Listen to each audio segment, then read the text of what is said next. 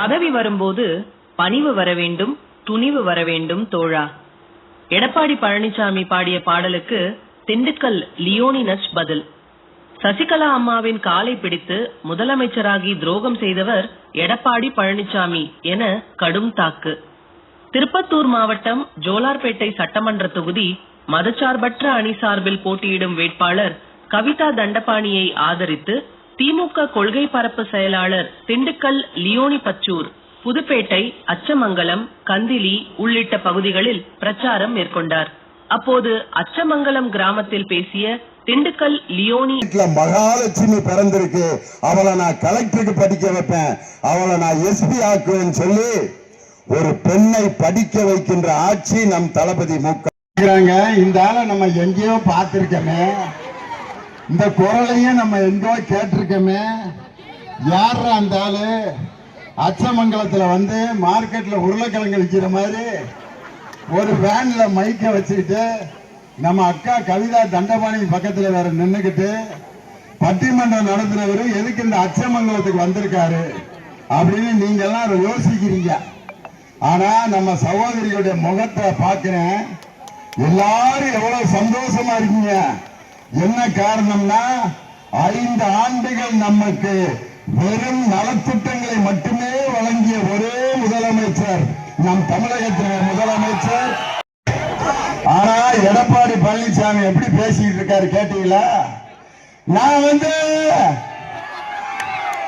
ஒரு விவசாய குடும்பத்தில் இருந்து வந்தேன், நான் எப்படி முதலமைச்சர் ஆனேன் தெரியுமா அப்படின்ட்டு நம்ம இளைய சூரியன் தமிழ்நாட்டின் துணை முதலமைச்சர் ஒரு மேடையில சொன்னாரு.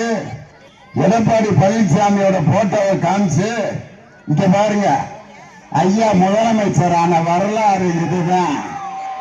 சசிகலா அம்மா காலில் 4 நாற்காலிய கடந்து மலைப்பாம்பு ஊந்து போன மாதிரி போய் அந்த அம்மாவின் கால்களை பிடித்து அந்த 2017 வரைக்கும் எடப்பாடி பழனிசாமினா அதிமுக காரங்களுக்கே தெரியாது.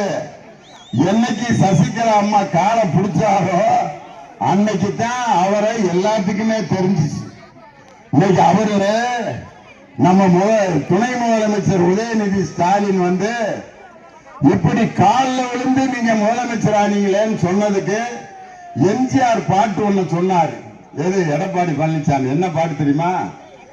3 எழுத்தில் மூச்சிருக்கும், அது முடிந்த பின்னாலும் பேரிருக்கும், உள்ளம் என்றொரு ஊர் இருக்கும், அந்த ஊருக்குள் எனக்கு ஒரு பேர் இருக்கும். அதுல ஒரு வரிய சொன்னார், பதவி வரும்போது பணிவு வர வேண்டும், துணிவு வர வேண்டும் தோழா அப்படின்னு எம்ஜிஆர் பாடினாரு. அதனால பதவி வந்தோன்னா பணிவோட நான் காலில் விழுந்தேன். இப்ப நான் எங்க அப்பா அம்மா காலில் விழுவேன், கடைசி வரைக்கும் எங்க அப்பா அம்மாவை பாதுகாப்பேன். என் குருநாதர் சாலமன் பாப்பியா காலில் விழுவேன், இன்னைக்கு நான் அவரை பார்த்தாலும் காலை தொட்டு ஆசீர்வாதம் வாங்குவேன். ஆனா நீங்க காலில் விழுந்தீங்களே சசிகலா அம்மா, அவங்களை இப்ப நீங்க பாதுகாத்துட்டு இருக்கீங்களா? அவங்களே உங்களுக்கு எதிராக இன்னைக்கு வேட்பாளரை நிறுத்தி அவங்களே நீங்க கட்சியை விட்டு நீக்கின துரோகி எடப்பாடி பழனிசாமி உங்களை பார்த்து ஓட்டு கேட்க வருவாரு. அவரை நீங்க இந்த ஊருக்குள்ளேயே விடக்கூடாது. காரணம், பெண்கள் நன்றாக இருக்க வேண்டும் என்று ஆட்சி நடத்திய ஒரே முதலமைச்சர் நம் தமிழகத்தினுடைய முதலமைச்சர் தளபதி மு.க. ஸ்டாலின். வாசிப்பது ரகுநாதன்.